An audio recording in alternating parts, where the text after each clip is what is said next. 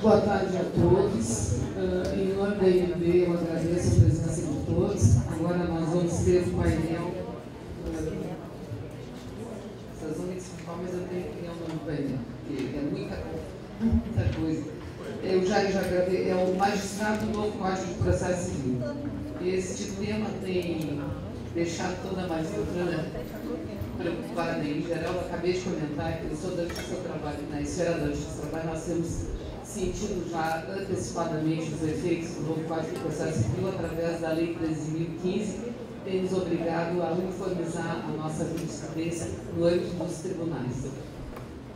Como nós temos vários painelistas, eu já vou dar andamento aos trabalhos. Os que integram esse painel, os juízes Fernando da Fonseca Cajadori, José Igreja de Matos, que veio de Portugal para nos trazer a sua experiência, Thiago Brandão e o desembargador Marcos Alaor, de Minas Estrangeiro. Depois das exposições dos painelistas, como já ocorreu no painel anterior, nós abriremos espaço para perguntas que deverão ser feitas por escrito pela assistência. Já serão distribuídos papéis para que anotem suas perguntas.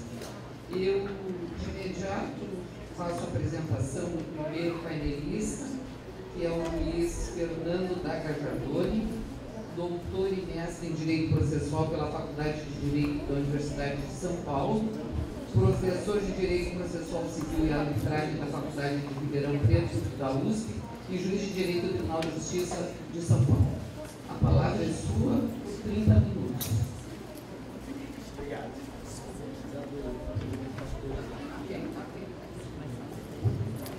Caros colegas, uma boa tarde a todos. É uma grata satisfação estar participando desse Congresso Brasileiro de Magistrados.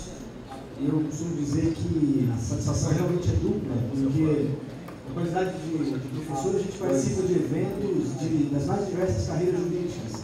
Quando eu tenho a oportunidade de falar ao mesmo tempo para colegas de magistratura, a satisfação efetivamente é dobrada. Então, eu gostaria de cumprimentar todos os senhores, cumprimentar todos os meus colegas da mesa e, sem maiores delongas, até porque o tempo é curto, o tema proposto para essa mesa é a questão do magistrado do novo Código de Processo Civil. E um dos temas que afeta mais diretamente a figura do magistrado no novo Código de Processo Civil é a questão do negócio jurídico processual, que é um tema que tem sido relacionado, inclusive por muitos, como uma forma de se dizer que no novo CPC nós teríamos a privatização do processo, ou a privatização da justiça, com a possibilidade das partes poderem literalmente definir como é o modo de ser do processo civil brasileiro.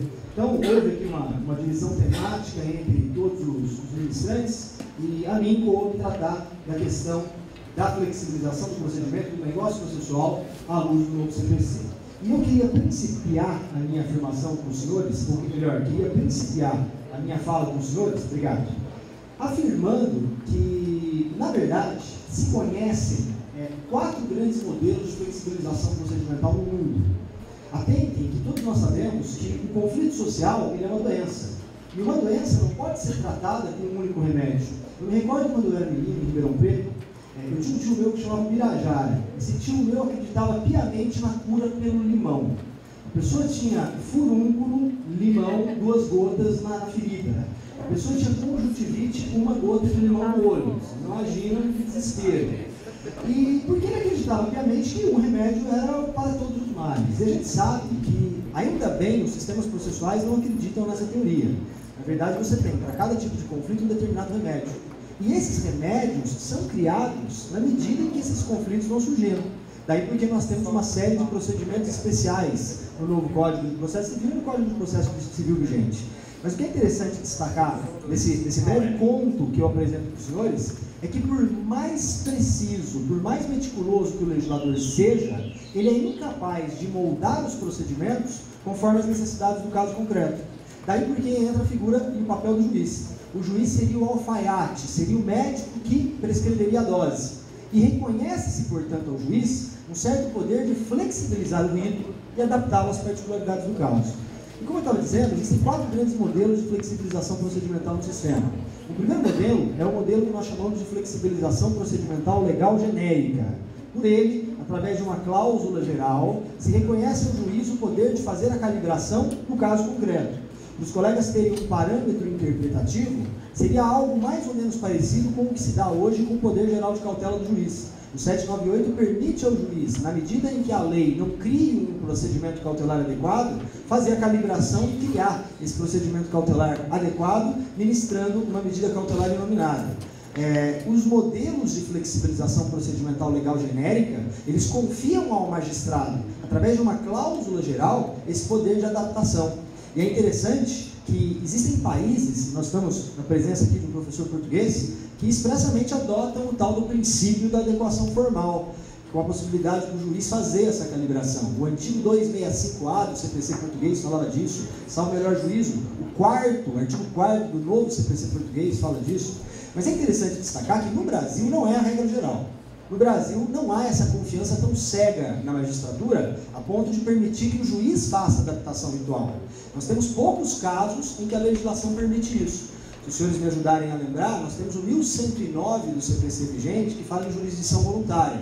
Lá na jurisdição voluntária há um dispositivo legal genérico que diz: o juiz poderá adotar em cada caso a decisão que reputar mais justa, né? Então os juízes fazem a calibração. Por exemplo, quantas e quantas vezes a gente não ouve falar de dispensa de interrogatório e interdição quando o rito determina o interrogatório, porque a pessoa está acamada, não tem a mínima condição de poder se pronunciar. É uma hipótese em que há uma autorização legal para o juiz fazer a calibração. Vários colegas sustentam que isso existe nos juizados especiais cíveis também. O artigo 6º da Lei 9.099 de 95, ele também permite que o juiz adote em cada caso a solução que achar mais adequada. E nós temos exemplos cabais. Quantas e quantas vezes os juízes do juizado não dispensam aquela audiência inaugural de conciliação sob o conhecimento evidente de que não haverá acordo porque se conhece a postura da outra parte. Para que tentar acordo em ação de medicamento, sabendo que a postura do ente fazendário é de não entregar o medicamento? Então se dispensa e cita-se para a contestação. Essa é a ideia de flexibilização legal genérica, que não é a regra do sistema brasileiro vigente, porque não se confia no juiz esse poder geral de adequação. Existe, entretanto, um segundo modelo, e esse sim é a regra do CPC brasileiro, que é o modelo da flexibilização legal alternativa. Por esse modelo, se confia no juiz a calibração, porém se confia desconfiando. Se confia permitindo que o juiz adapte, porém nas opções previamente estabelecidas pelo legislador. No primeiro modelo, o juiz é livre para calibrar. No segundo modelo, o legislador diz: juiz, faça a adaptação do processo ao caso concreto. Porém, porta A, porta B, porta C. Os exemplos são inúmeros. Matéria de agravo do instrumento 557 do CPC vigente, ele, na verdade, diz que o relator, ao receber o agravo do instrumento, poderá: 1. Não conhecer, conhecer ou dar provimento ou negar provimento. 2. Converter o agravo do instrumento em retiro. 3. Mandar para a Câmara julgar. Vocês percebem que existe uma possibilidade de adaptação, mas pré-estabelecida pelo legislador. O mesmo se diga com a questão do julgamento antecipado. O processo chega na fase de providências preliminares, o juiz tem as seguintes opções: extingue sem mérito, julga antecipado ou manda para a fase de instrução.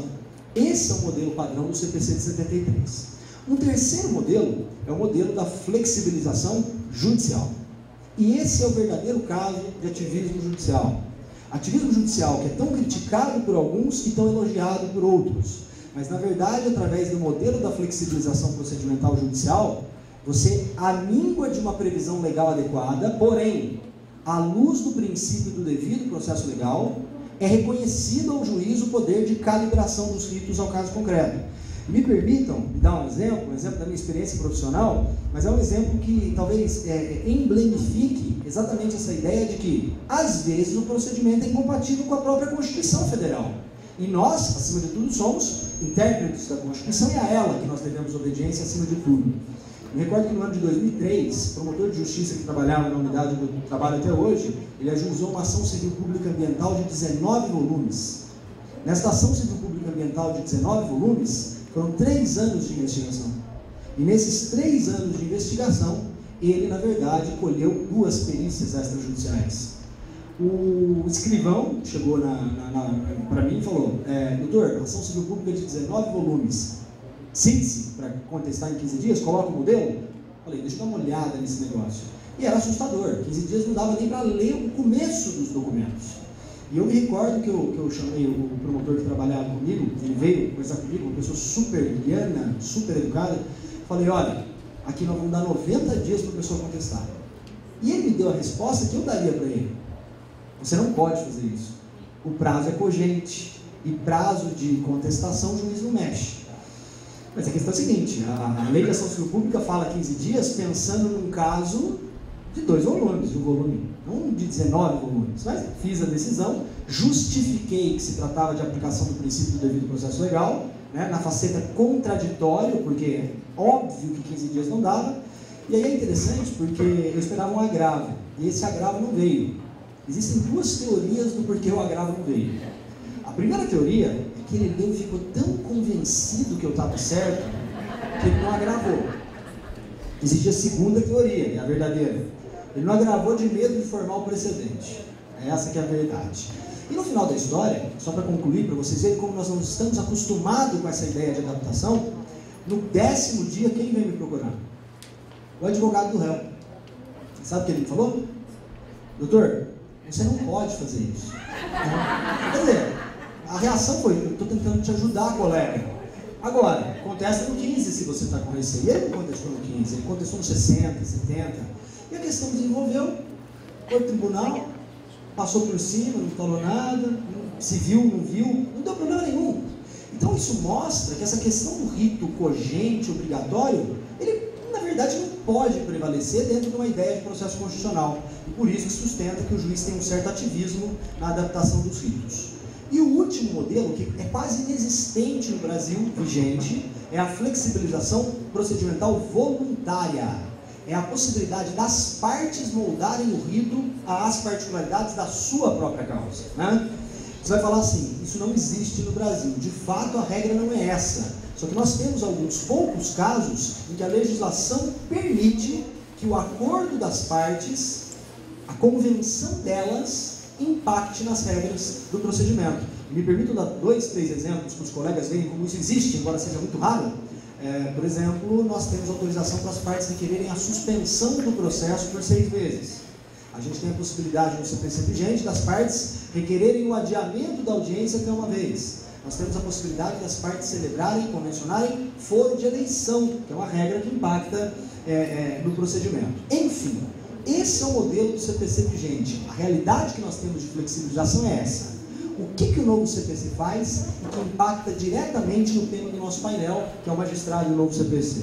O novo CPC, primeiro, ele adota expressamente o modelo da flexibilização legal genérica. Ele primeiro em que se confia no juiz o poder de calibração, porém, mitigadamente.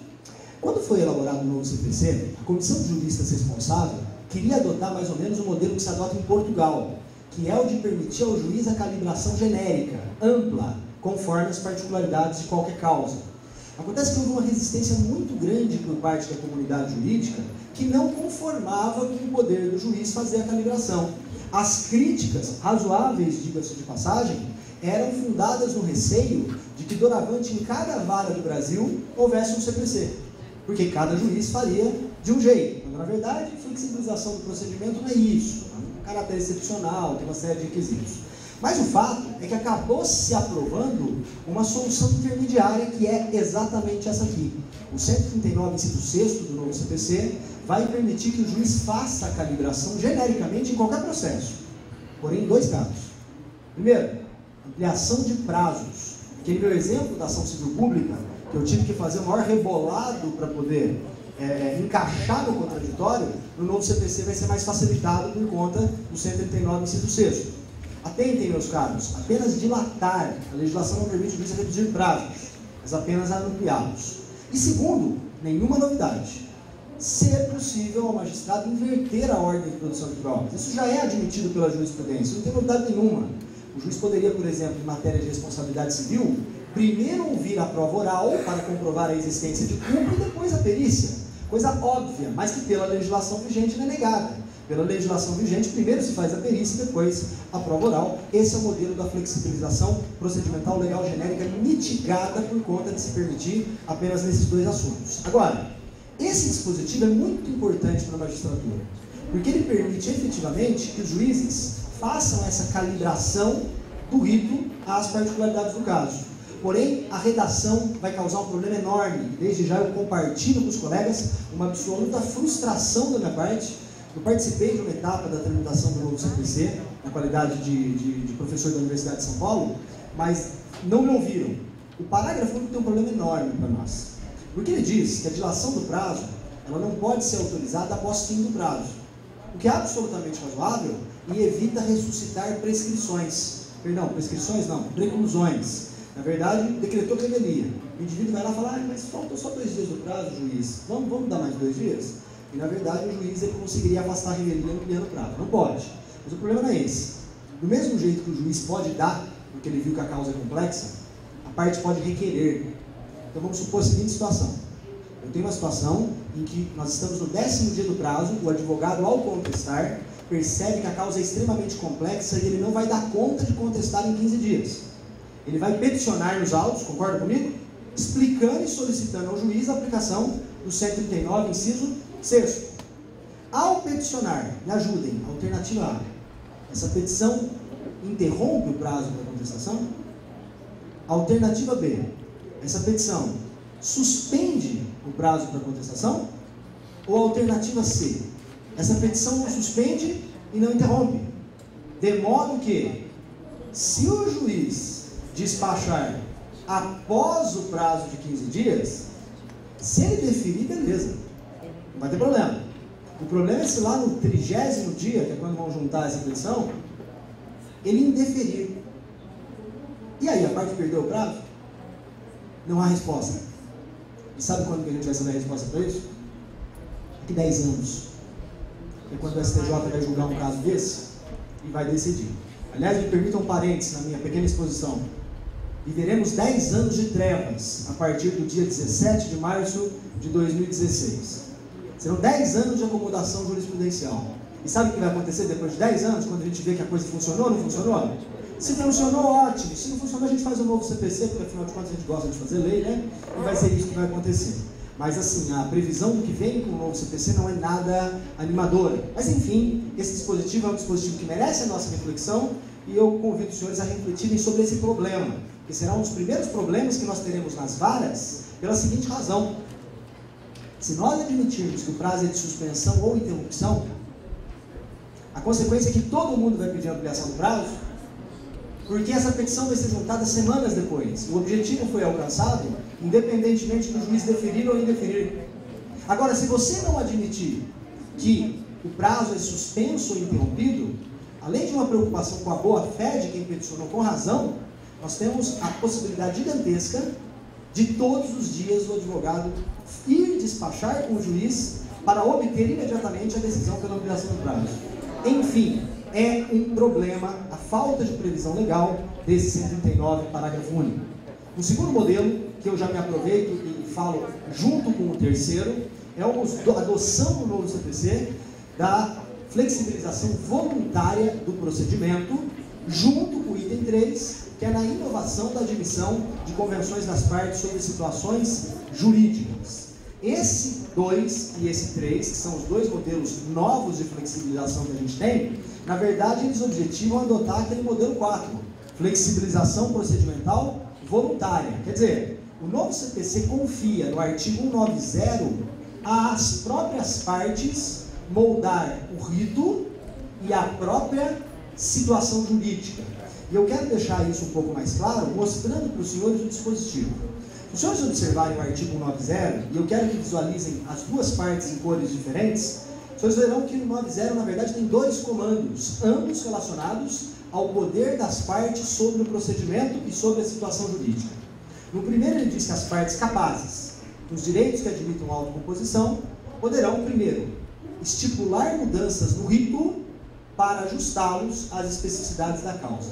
Aqui ele está falando de flexibilização voluntária do procedimento. As partes mudando rito. Rito visto como forma com que os atos processuais se combinam no tempo e no espaço. Agora a parte azul, não. A parte azul não tem precedente em direito comparado.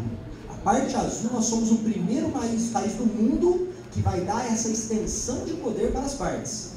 Ele diz que as partes podem convencionar sobre situação jurídica processual. Isso significa que elas podem convencionar sobre poderes, deveres, obrigações, ônus delas. Vamos deixar esse delas bem claro. Depois a gente vai ver o porquê. O que isso significa na prática? Significa que nós estamos rompendo o hiperpublicismo processual. O processo hoje é público e ele é controlado por normas cogentes do Estado. O novo CPC diz, o Estado controla, porém, as partes têm o poder de mudar a regra do jogo. E elas têm o poder de mudar a regra do jogo, tanto no aspecto do rito, quanto no aspecto da situação jurídica em que elas se encontram. E mais, elas podem mudar a regra do jogo antes do jogo começar, e aí a gente fala em convenções pré-processuais, como é a convenção de foro de eleição, como é a convenção de arbitragem, e fala em convenções processuais. O jogo já está valendo, o processo já está correndo, e as partes mudam a regra do jogo. Os senhores vão virar para mim e vão falar assim, mas Gajardoni, não consegui entender o alcance, pois eu dou o alcance para os senhores através de alguns exemplos. Notem que sobre o rito, aquela parte azul, as partes podem, por exemplo, no novo CPC, ampliar o prazo para respostas, recursos. Os dois advogados, sucumbência recíproca, combinam. No nosso processo, a apelação vai ser de 60 dias. A vontade é delas, não mais da legislação. Se são maiores e capazes, se o direito é autocomponível, isso está permitido. Como elas podem também reduzir os prazos. Elas podem diminuir de 10 para 5, de 15 para 5. Tá? Elas podem, por exemplo, inserir atos processuais não previstos em lei. Como podem, por exemplo, excluir atos processuais. Como, por exemplo, excluir uma audiência de conciliação. Na Justiça do Trabalho, por exemplo, se aplicar um negócio jurídico processual na Justiça do Trabalho, em homenagem ao nosso presidente da mesa, as partes poderiam fazer um acordo e falar assim, no nosso caso não haverá audiência de conciliação, eu quero citação, contestação e vamos seguir adiante. Enfim, as partes poderiam combinar tudo sobre rito no novo CPC dentro da ideia da parte vermelha ali, estipular mudanças no procedimento para ajustar as especificidades da causa. Até aqui, a gente talvez consiga o judiciário suportar. O grande problema é a questão da parte azul, que é a convenção sobre situação jurídica, porque através dela, as partes vão poder limitar os poderes, deveres e faculdades delas no processo. Exemplificativamente, processo de instância única. Eu faço uma convenção processual e estabeleço, no nosso caso não haverá apelação, porque elas estão renunciando a um poder de apelar. Um outro exemplo, as partes poderão combinar que no caso delas não haverá denunciação à lide. E por que não haverá denunciação à lide? Porque no caso delas, optou-se pela impossibilidade de demanda conjunta, para que caso alguém perca depois, que processe, independentemente daquela ponderação. As partes poderão, por exemplo, fazer acordo de paz.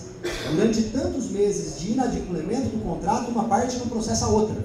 E isso tudo dentro da ideia de que as partes poderão ter o controle dos poderes, deveres e faculdades. A grande questão, meus caros, que eu acho que merece a nossa atenção aqui, nessa questão da flexibilização procedimental voluntária e da convenção jurídica sobre situações processuais, é a questão dos limites disso. Tá? Nós vamos gastar anos e anos para saber até quando a vontade das partes pode atuar para mudar a regra de processo. Essa é a briga também dos próximos 10 anos. Eu tenho uma sugestão interpretativa que eu gostaria de sugerir a vocês, meus colegas, para que nós juntos possamos refletir e, eventualmente, até no debate poder voltar a esse tema. Eu acredito que isso aqui funciona como um contrato. O que é um contrato? É uma convenção. Então, o primeiro conjunto de regras que eu tenho que ter no contrato é o respeito aos limites contratuais do Código Civil. Então, eu preciso de quê? Um agente capaz, no caso, plenamente capaz. Eu preciso de um objeto lícito e preciso de uma forma prescrita ou não defesa em lei. E quando eu entro no objeto, eu já tenho aqui o meu primeiro problema. As partes não podem convencionar sobre nada que viole o conteúdo mínimo do processo constitucional, porque senão você teria um objeto ilícito da convenção. Eu falo assim, Gajardo, mas por que você está falando isso? Eu estou falando isso porque tem muita gente escrevendo sobre o novo CPC e sustentando, com todo respeito, com todo perdão da palavra, algumas ideias que são inconcebíveis no âmbito das convenções processuais. Como, por exemplo, tem gente achando que a partir do novo CPC você pode ter convenção para admitir prova ilícita no processo civil. O que é a violação do conteúdo mínimo do processo constitucional. Tem gente achando que você pode ter convenção processual para alterar a competência absoluta. Tipo, eu combino que no nosso caso, o juiz da segunda vara civil vai ser o juiz do caso, e não da terceira por distribuição. Porque naquele caso, nós dois juntos queremos o juiz da segunda vara civil. Tem gente, por exemplo, sustentando, meus caros, pasmem, que eu posso ter convenção processual para poder obrigar o juiz estatal a julgar com base em lei estrangeira. Como se faz, por exemplo, em matéria de arbitragem. Na verdade, me permite dizer, a convenção processual, na verdade, que nós temos aqui é uma verdadeira arbitragem de pobre. Não tem dinheiro, vai ao juiz mesmo.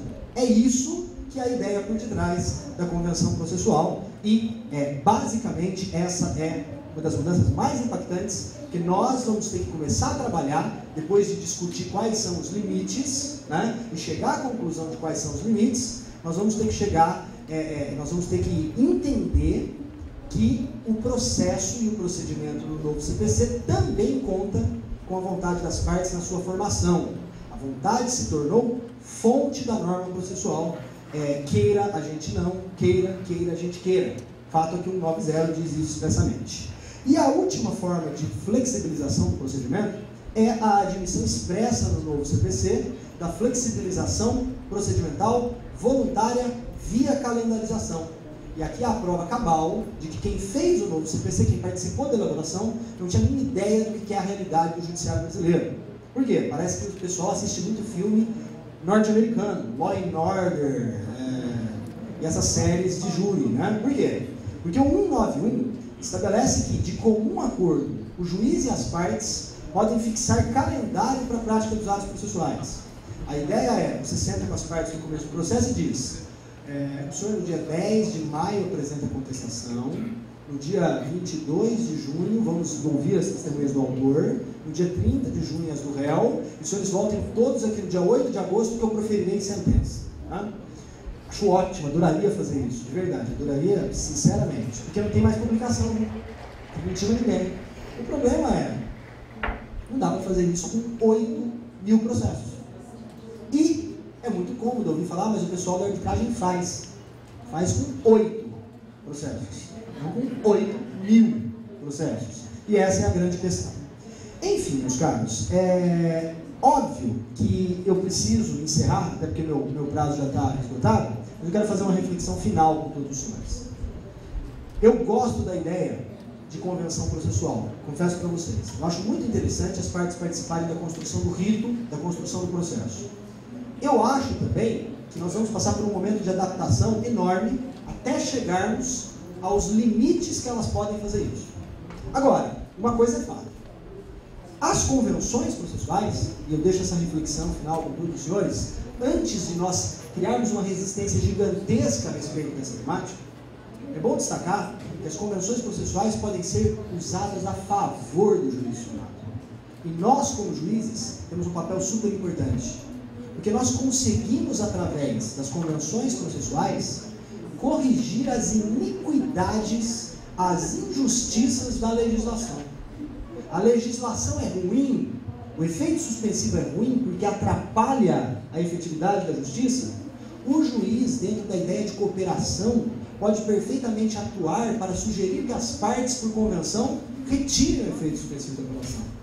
O ato processual é inadequado, existe uma audiência ou um ato processual que não se presta aos fins do processo, o juiz pode, dentro da ideia de cooperação, sugerir que as partes, por convenção, suprimam aquele ato processual desnecessário. Então veja, eu vejo a convenção processual, óbvio, também com um pouco de medo, mas eu acho que se nós soubermos adaptar e chegarmos a uma conclusão sobre os limites da convenção, ela tem muito para no futuro poder colaborar com a efetividade da justiça e do poder judiciário. Muito obrigado a todos.